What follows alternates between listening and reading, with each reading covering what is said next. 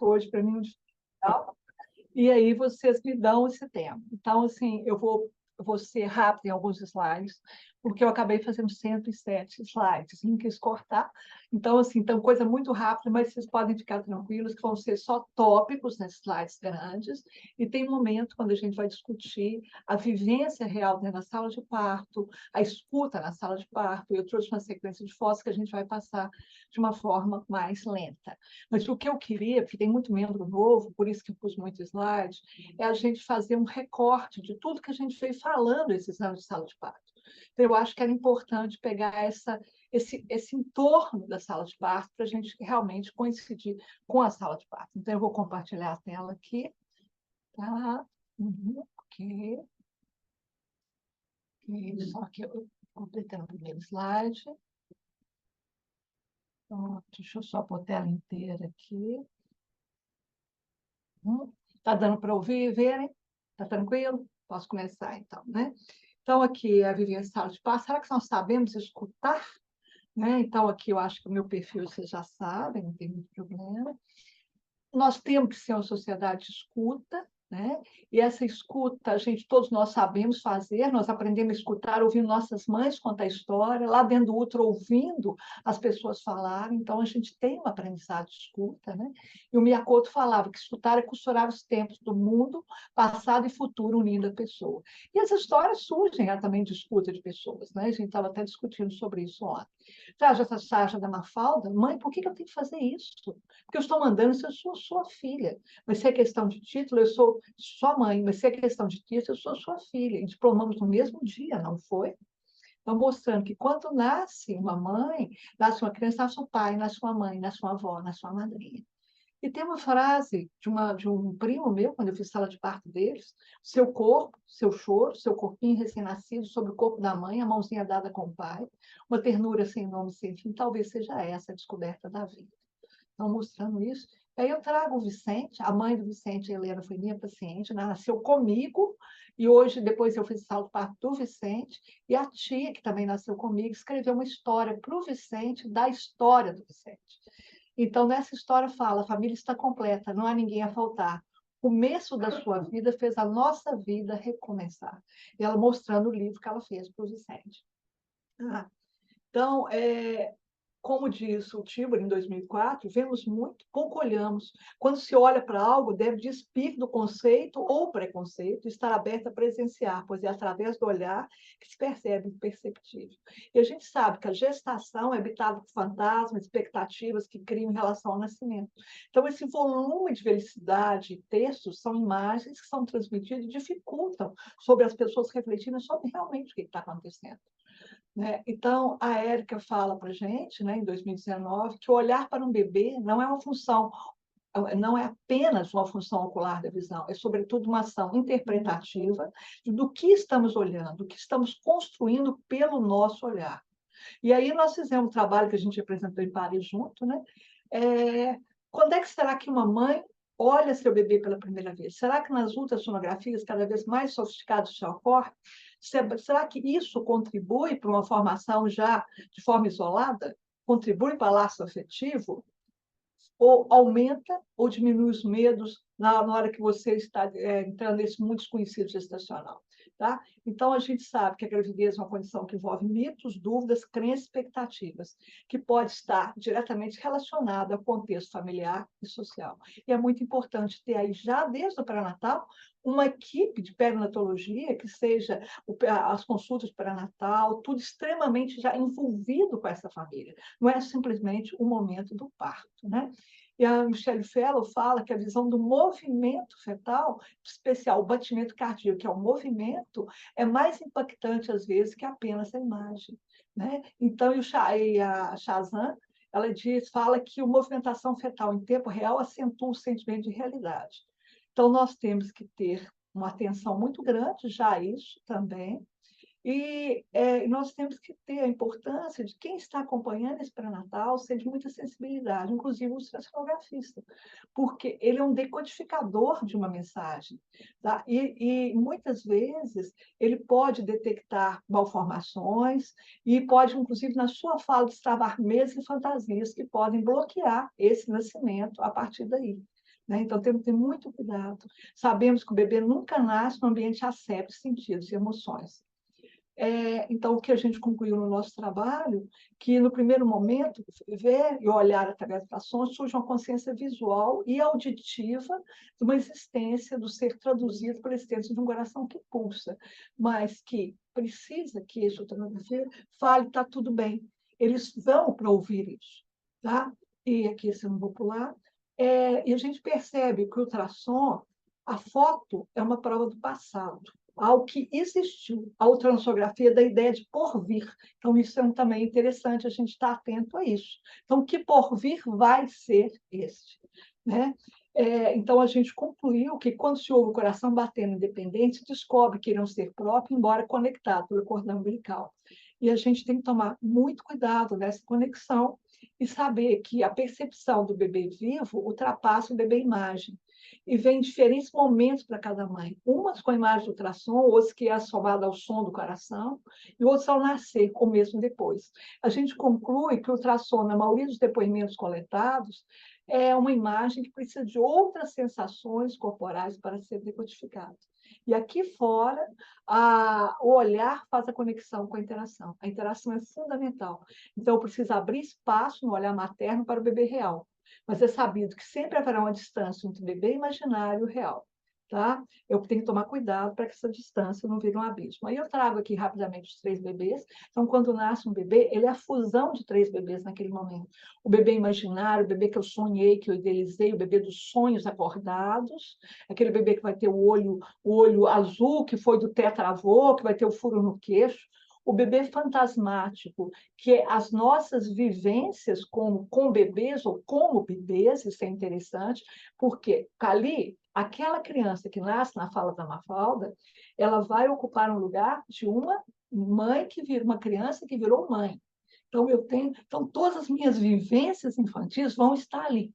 Mas eu tenho que ter atenção a isso, porque, por exemplo, há um tempo atrás, um obstetra virou para mim no plantão e falou assim: você me conhece, é o meu terceiro filho que você acompanha. Eu estou com a peremese gravídica, eu vou internar de novo de tanto vomitar. Eu não estou rejeitando meu bebê. O que você acha que está acontecendo? Aí eu virei para ela e falei assim: mas peraí.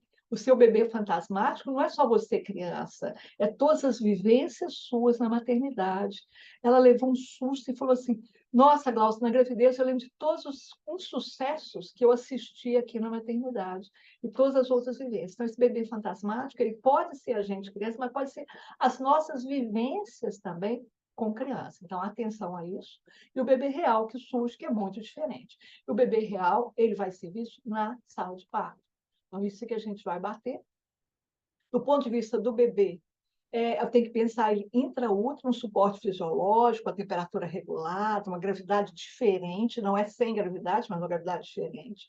Os movimentos estão contidos, então ele pode explorar o corpo, se tocar, se perceber.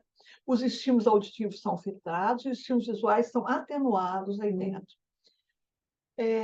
Trago essa imagem do Salvador Dalí, né, o nascimento do homem moderno, mostra que a passagem aqui nunca, o nascimento não pode ter sempre a nuvem negra. A gente nunca sabe o que vai surgir do nascimento. Pode ocorrer tudo bem, mas pode ocorrer mal também. Então, aqui, após guerra, né? Então, ele está aqui, o mundo está expresso como um ovo, esse homem saindo na época do hemisfério norte, aqui, dos Estados Unidos, com o sangramento, e sendo comandado por uma mulher extremamente máscula, com um bebê agarrado às suas pernas. Então, a gente sabe que a passagem dessa vida intrauterina para esse menino é um dos eventos de maior risco na vida. 90% vai nascer bem. 9% tem entendimento para recuperar, e 1% precisa de manobra de reanimação. Mas esse 1% em nível do tanto de bebê que nasce é uma coisa muito, muito grande. Né? E o parto, a gente tem que pensar que sempre existe um estresse, a família está em estresse, o bebê muitas vezes tem um encéfalo imaturo. Se a gente fizer excesso de impulsos, nós vamos dar instabilidade fisiológica, apneia, bradicardia, queda, saturação, hipóxia, e vai alterar o desenvolvimento desse filho, dessa criança para frente. Isso aqui é rápido, só aqui eu estou trazendo a rede cegonha, mostrando a presença e participação do pai importante, sendo muito importante. E aqui a consulta pré-natal pediátrica, ela é fundamental, já é um conhecimento prévio entre a família e o pediatra, para discutir dúvidas, tremores, temores, alívio de ansiedades, né? É importante dar nome a esse bebê e já chamar pelo nome, discutir ambiência, discutir responsabilidade, singularizar cada atendimento. Tá? Essa consulta já tem também no SUS, ela chama consulta pré-natal Marco Zero, ela ocorre em torno de 35 semanas, os convênios cobrem essa consulta, e essa paciente que eu fiz a sala de parto dela há 3 semanas atrás, no meu plantão lá da Unimed, e ela tinha feito o curso de pré-natal comigo. Então, quando ela me viu no plantão, a alegria dela no rosto, com um parto extremamente humanizado, você tem a banheira aqui, e olha a emoção nos olhos do pai aqui. Então, aquele envelope psíquico, né? O bebê sendo abraçado pela mãe e o pai abraçando a mãe e o bebê. Né? Então, por isso que eu trouxe essa imagem. É um lembrado pré-natal do homem, a gente já discutiu isso numa aula, da importância do homem estar tendo o próprio pré-natal, né?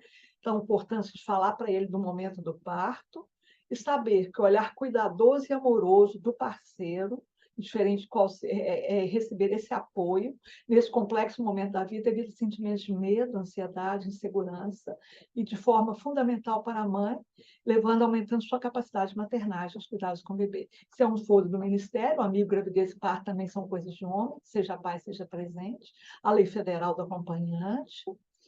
E engrossment, esse é um termo científico que é o potencial inato do pai, que se envolve no momento do nascimento, sendo liberado assim que se dá o contato entre ambos. Então, o pai nasce na sala de parto.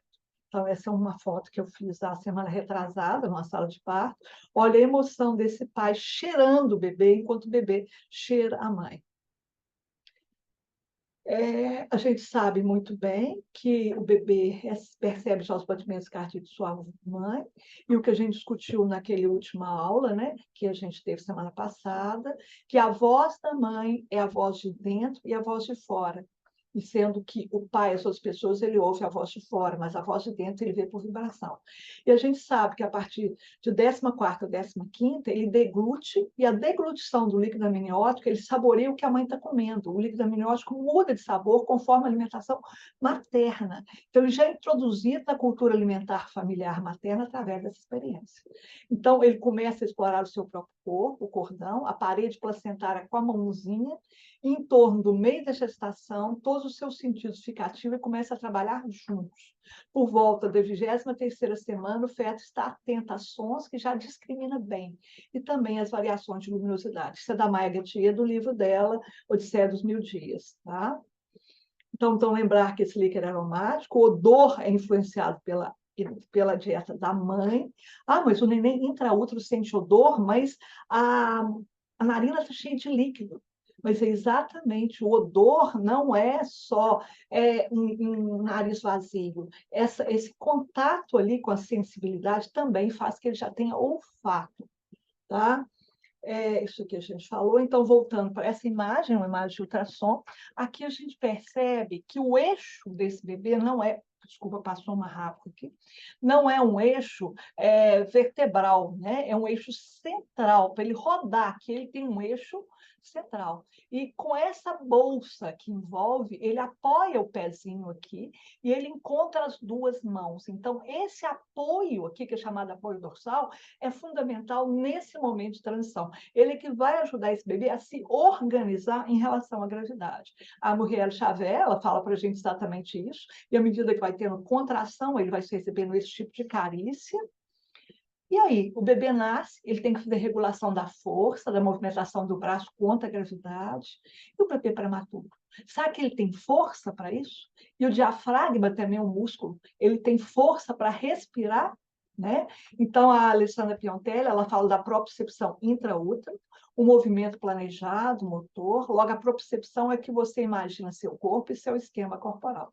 E a Lambert-Toss fala para nós que o cérebro é um simulador de ação, um gerador de hipóteses que pré-seleciona as informações oriundas dos sentidos. Então, ele precisa organizar os sentidos para coletar as informações do ambiente, não registrar passivamente. Então, se eu não tiver com ele organizado, ele não registra. Tá? E aí nós passamos a falar de 7 sentidos e não 5. Então, além de olhar, olfato, tato, paladar e visão, hoje a propriocepção do sistema vestibular é que integram tudo. Então, se eu não trabalhar a propriocepção desse bebê no espaço, ele não consegue fazer nada disso. Tá? E aí? Então, as modulações do corpo em relação à gravidade iniciam instabilidade postural, que dificulta o bebê use o olhar para orientar de acordo com a fonte sonora. No colo, quando a mãe fala com o bebê, as duas fontes coincidem. Os apoios e a capacidade proporcionada iniciam um diálogo que favorece a construção da futura interação. Então, o livro da Maia fala muito que a voz dos pais é a única coisa idêntica da modulação lá de dentro cá para fora. Então, que os cuidadores na sala de parto, eles têm que apagar a própria voz, falar só o necessário, para que não interfira na modulação vocal desses pais, para que isso seja um farol para eles nesse momento. Eu trago duas situações, o bebê nascendo, ser totalmente desorganizado, e aqui um já se dirigindo ao olhar, no pele a pele, apesar de ser uma cesárea. Então, não quer dizer nada isso. Aqui eu vou trazer agora uma história, que foi uma história que aconteceu há 2 semanas atrás, no meu plantão. Eram bebês gêmeos, prematuros. Então, isso aqui que é a importância da escuta. Foram prematuros. Esses bebês, a mãe chegou vinda de uma cidade periférica, cedinho, ficaram vendo se teria condição de continuar a gravidez ou não. Eram bebês de 32 semanas. Então, nós tínhamos 2 pediatras na sala de parto, eu e uma colega. Eu recebo o primeiro bebê, que é esse, ele já todo organizado, aí eu tirei, depois que vocês vão ver pouca foto desse, porque eu estava atendendo. Então, depois que eu organizei o saco plástico, a touca para não esfriar na sala de parto, da temperatura, a técnica assumiu para mim essa sensação de apoio com as mãos para que eu tirasse a luva e começasse a fotografar. Olha como é que esse bebê está bem. E, nesse momento, começa a nascer o segundo gemelar, que essa minha colega estava atendendo, e eu estava já com a máquina, então eu pude fazer esse momento que eu quero trazer para a gente. Então, é aqui o pai aqui ainda do lado nosso lá fotografando, e aí o segundo bebê nasce empelicado. O que é isso? Ele nasce dentro da bolsa. Então, isso para todo mundo, nossa, ele não sofreu o trabalho de parto, ele está bem, que ótimo. Só que, nesse momento, nenhum de nós contou para esse bebê que era uma menina que ela estava nascendo. Tá? Ninguém contou para ela. Então, apesar de estar tudo maravilhoso, eu vou pôr a sequência que eu quero que vocês prestem atenção. Olha, ela saindo, retirando a bolsa, olha aqui, olha o desespero dela pedindo socorro. Ninguém contou para ela que ela tinha que nascer. Era um bebê de mesma semana e ela vai para o oxigênio e vai para o CTI. Tá? Então, aqui o plástico sendo colhido, olha lá, o meu está lá tranquilo, lá. Olha o segundo, como é que nasce. Tá? Então, é muito interessante que já mostrando para essa mãe, esses bebês, o que ia ficar com ela, a gente já levando para ela, porque o outro ela ia ver, mas ia para o CTI. Só que nessa sala de parto tinha uma criança de 8 anos que teve que vir com os pais desde da cidade do interior cedo e não tinha como mandar embora. Isso era 2 horas da manhã, quando decidiram o parto. E ela estava no vidro assistindo também. Deram um celular para ela sozinha do lado de lá, para ela se distrair e tentar filmar o parto. Foi uma missão que deram para ela. Achei muito interessante, porque, olha aqui, está todo mundo fazendo, o olhar dele não está no celular, está na tela. Tá? E aí, quando eu apresento o bebê que estava bem para ele, olha a alegria, vocês verem pela imagem aqui, o irmão está aqui na sombra, no meu colo, no colo, aliás, da outra, eu estou na máquina aqui, o pai aqui apresentando, e olha a alegria desse irmão. Então, é muita escuta numa sala de parto. Eu tinha um bebê para ser escutado que nasceu, que estava preparado, porque ele rompeu a bolsa, ele fez o movimento, uma bebê que não se previa que ia nascer, que ela leva o maior susto. Eu tenho um pai ali precisando de escuta, porque ele estava com 3 crianças ao mesmo tempo, e além da esposa, ele estava com um no vidro lá fora. Tá? Essa criança e a mãe também nesse momento. Então, são muitas escutas a serem feitas. Esse aqui foi um outro muito interessante também. Esse casal, eu pego o plantão, eles entram gritando, a mãe gritando assim, não deixa o Pedro morrer, não deixa o Pedro morrer. Eu falei, o que foi? Não, eu estava no parto normal, o coraçãozinho dele alterou, eles vão fazer uma cesárea de emergência. Eu dei a mão para ela e falei, calma, calma, está tudo bem, nós vamos pegar tempo, vai dar tudo certo. tá? E aí nasce o Pedro super bem, apesar, então a cesárea não te impossibilita de fazer tudo o melhor possível. Então assim que nasce eu já levo para ela a mão do pai e a mão da mãe, vocês veem o pai extremamente trabalhador, vocês veem pelas unhas aqui, a expressão aqui se percebe no rosto. Olha a conexão aqui, são vários cordões umbilicais, é o bebê conectado no peito e aqui uma conexão, como se ele também nutrisse esse bebê através desse movimento. Né? Ele depois dirigindo o olhar, você vê que o olhar do bebê se dirige também ao pai, tá? Ele sugando o peito, lambendo. Olha, eu preciso de uma série, olha ele lambendo, quase que babando nessa mãe. E aqui em seguida eu faço pele a pele do pai. Tá? Eu vou colocar rapidinho para vocês aqui o depoimento dele para mim no dia seguinte. Cláudia, vou falar com você a verdade. Eu falei lá e eu vou reforçar, muito além que só o sentimento e o amor de estar ali no parto do meu filho, é a experiência que a gente teve ali com vocês na Unimed. Uma equipe surreal, uma atenção diferente, um tratamento diferente. Não, só tenho a agradecer. Vocês fizeram o nosso sonho ser muito além de só o nosso sonho. Tipo assim, o sonho das nossas famílias inteiras ali, com a dinâmica que vocês criaram, como vocês trataram a gente. Pode ter certeza, vocês fizeram toda a diferença na nossa. Então, você vê que ele fala as famílias, ele não fala a família, tá? E o nosso sonho é realidade. Então, o parto normal não quer dizer o sonho. O sonho é um nascimento contextualizado, um nascimento bem. E aqui a gente teve o cuidado do apoio dorsal aqui e o pezinho apoiar na barriga do pai. Com isso, olha, ele cheira o pai, tá? Então, aqui esse que ele fala, esse que eu coloquei, esse que eu vou voltar nessa foto, tá? Não, aliás, essa aqui mesmo. Ele coloca depois para mim, pela vez pelas fotos, qualidade impecável, clientes que serão eternos na minha família. Daqui a 29 anos, porque o pai tem 29 anos, ele estará olhando essas fotos assim como eu olho as pouquíssimas com meu pai. Então, a gente está falando aqui do álbum de família, né? Então, segundo a Mira Sergé, parto é um momento de crise em que a palavra permite uma reposição na circulação das pulsões. E qual palavra é essa? É a palavra do cuidador ou a palavra dos pais? Né? Então, nós temos que dar voz a isso. Aqui, então, eu trago mais algumas cenas de parto, aqui o olhar da mãe para esse pai, e olha o olhar do bebê para o pai, um bebê extremamente bem organizado, aqui, então, pele a pele da mãe e pele a pele do pai. E nesse momento, essa mãe, isso aqui foi muito feito para você, Lúdia, aí, para a Cláudia, né? Essa mãe olhando, aquela mãe que vocês viram, olha a cena que eu pego, o leite dela pingando, é uma verdadeira pérola esse leite aqui, que é exatamente essa mãe aqui que estava olhando, vocês veem pelo cordão, que é a mesma mãe, tá?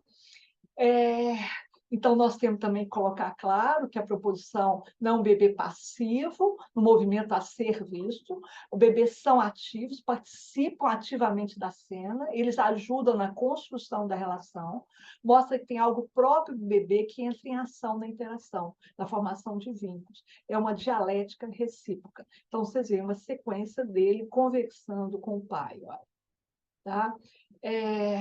A gente vai falar um pouquinho da questão que nós falamos lá do ultrassom da malformação. Nós temos que ver que a mãe tem que tomar, a gente tem que tomar muito cuidado quando você fala no ultrassom de uma malformação. Eu tenho que tomar cuidado para que esse sentimento de culpa, terror, desejo de morte não perpasse. Eu tenho que tentar cuidado para não ter uma ferida narcísica, porque o espelho pode se quebrar. Eles precisam ser ajudados a começar pela escuta e fala de um ultrassonografista e o momento do parto. Então, esse aqui foi um parto da semana passada. Esse bebê é um bebê prematuro, um bebê de 32 semanas, em que ele chega na maternidade com uma infecção, a mãe com infecção, a mãe não estava bem, e o bebê tinha já no ultrassom uma genesia, uma atresia de duodeno, que é o intestino dele tinha uma obstrução de duodeno.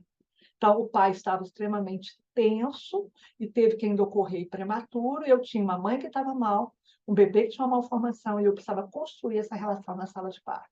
Então, a hora que a gente atende, olha aqui, ó, ele está todo no plástico para evitar perda de temperatura, todo organizado. Aqui a colega assumiu o oxigênio, então ela levanta o oxigênio. Vocês vão ver algumas cenas aqui para mim poder bater as fotos. E olha a foto que a gente faz aqui. E aqui o pai cheira o bebê e olha a emoção desse pai na sala de parto. Essas fotos são dele, em seguida ele pega o pezinho, aquela levantou o oxigênio para mim bater a foto, tá vendo? A mãe aqui está um pouco pedindo, mas as avós e as tias estavam todas no visor aqui, vendo o nascimento. Tá? Fica um pano, eles não estão vendo direto ferida, corte, isso é importante, tem muitas maternidades que põem o visor de lado, então elas são invadidas com visão de sangue e corte, não. As famílias têm que estar atrás, tendo a visão que a mãe e o pai estão tendo, tá? Então, isso é importante. E aí, ontem ele me manda, que eu vou dar plantão hoje à noite, foi sábado passado, ele fala, boa noite, tudo bem? Theo está bem, acabei de ver ele fez a cirurgia e está se recuperando muito bem. Você vai ver ele no sábado? Falei, que notícia boa, quando vier visitar no sábado, vamos tentar fazer novas fotos. Então, teve a conexão que ele faz, já falando da pós-cirurgia, e que ele quer foto pós-cirurgia. Então, hoje à noite, amanhã, eu mando a foto para vocês no grupo de hoje, como é que está o nosso amiguinho Theo.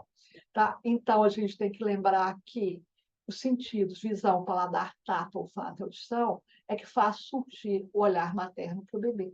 Né? O contato pele a pele é fundamental e eu preciso que o olhar para esse bebê surja de forma gradual, mas ele vai se consolidando pelos passar dos dias, foi a conclusão do nosso trabalho, e meio da época do ultrassom, pela convivência multissensorial dentro do contexto que o bebê está inserido. Então, é um olhar multissensorial e multimodal.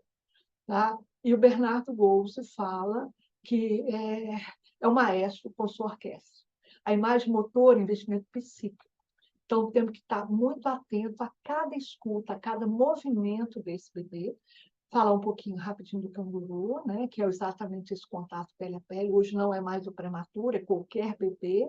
Eu tenho que estar cuidando dessa atenção. Então, o colírio que é pingado na primeira hora, a gente retém para o finalzinho da primeira hora, para não obnubilar o olhar desse bebê para essa mãe. Lembrar que método canguru é diferente de posição canguru. Método canguru é uma filosofia e a posição é outra coisa. Então, o contato pele a pele entra na posição, mas toda essa vivência ela entra dentro de uma metodologia.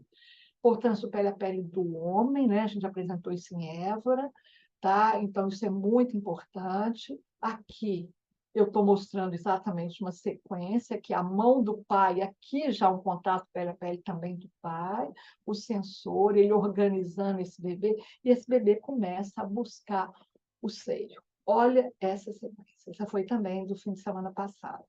Olha lá como é que no final ele está conectado, e em seguida a gente faz o pré-natal, faz o pele a pele do homem, depois está terminando a primeira hora da mãe, ela pediu para passar para o pai ou retirar, então a gente passa para o pai, olha essa, e eu tirei a máscara para ele poder fazer essa contextualização, olha o sorriso, e o sorriso dessa mãe de ver esse pai também ali presente, né?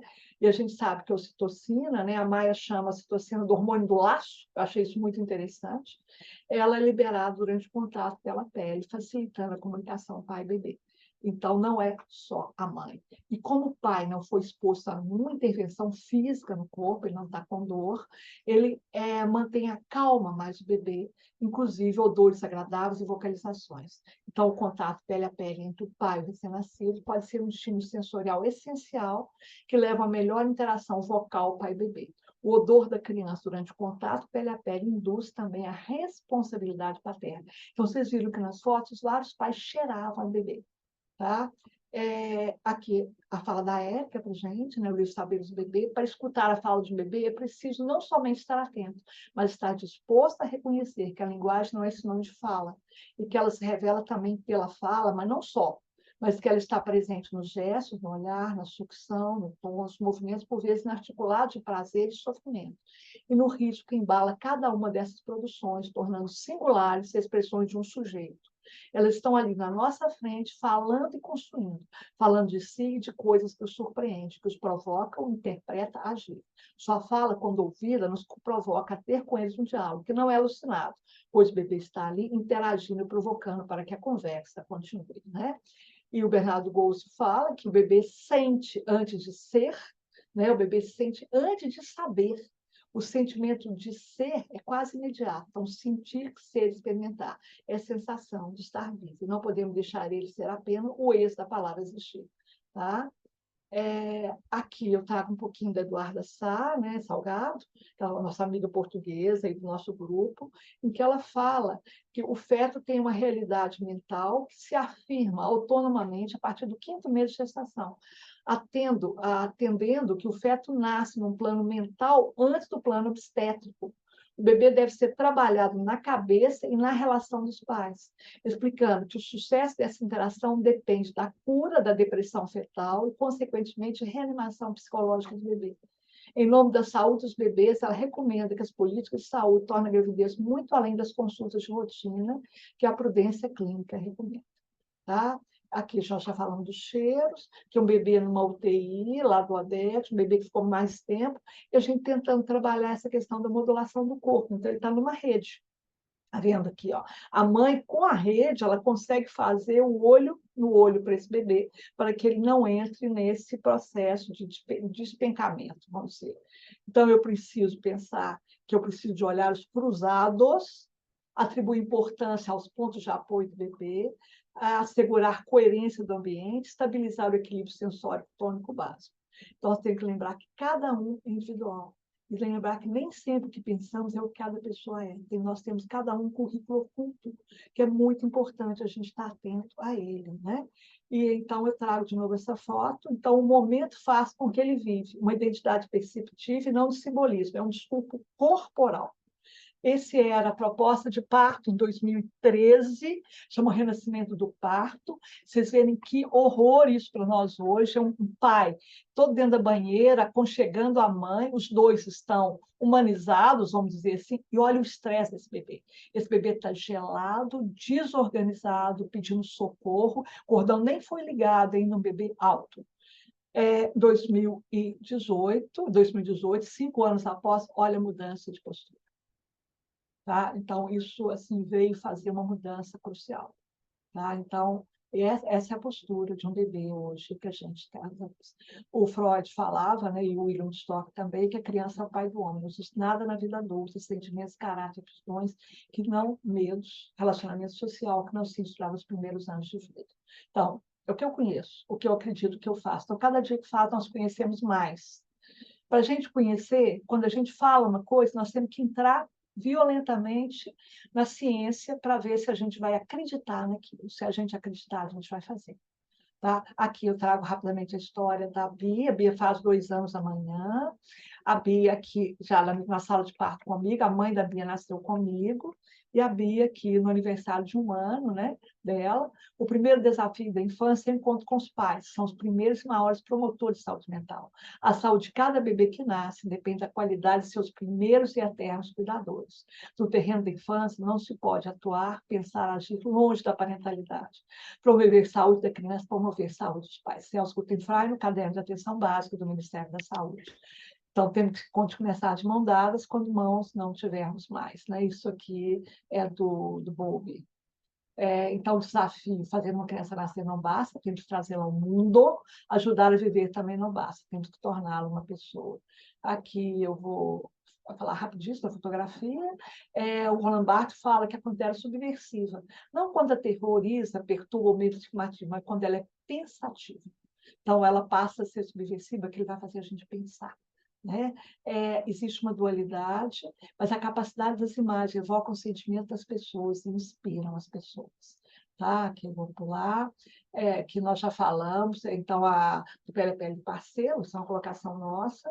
Fotografia ocupa um lugar estratégico na promoção de saúde de bebês, ao facilitar o investimento dos pais no bebê, e a descoberta que pode ser bons cuidadores da presença ou ausência da mãe.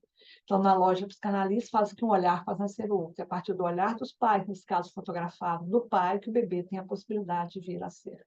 Né? Então, aqui a Érica fala, por que fazer, né? Porque fé, olhar diferente, beber tem que escutá-la, acolhê-los, contê-los, prazer não é aprendido, é sentível, é um prazer compartilhado, uma fala não verbalizada, interação em 5 níveis, sensibilidade parental.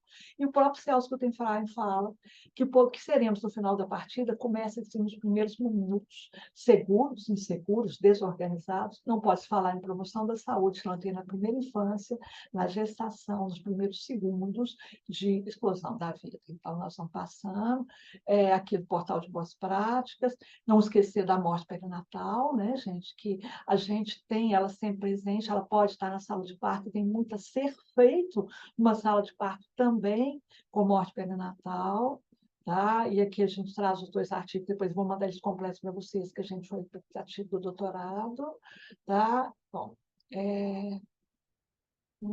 isso aqui, aquela mãe era que concluiu, então não adianta eu ser sozinha, esse trabalho não pode ser sozinha, não podemos ser todo mundo desordenado, todo mundo pensando no bebê, mas sem essa união, sem essa organização, e aqui uma equipe bem organizada, e são várias equipes, né, aqui, ó, em forma organizada, um trabalho aqui.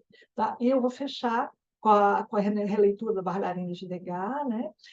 Essa era a bailarina de Degas, que simbolizava a infância, era um palco artificial, roupas artificiais, uma paralina extremamente pele muito clara, tá? E o que importava para nós, essa bailarina de Degas, era leveza.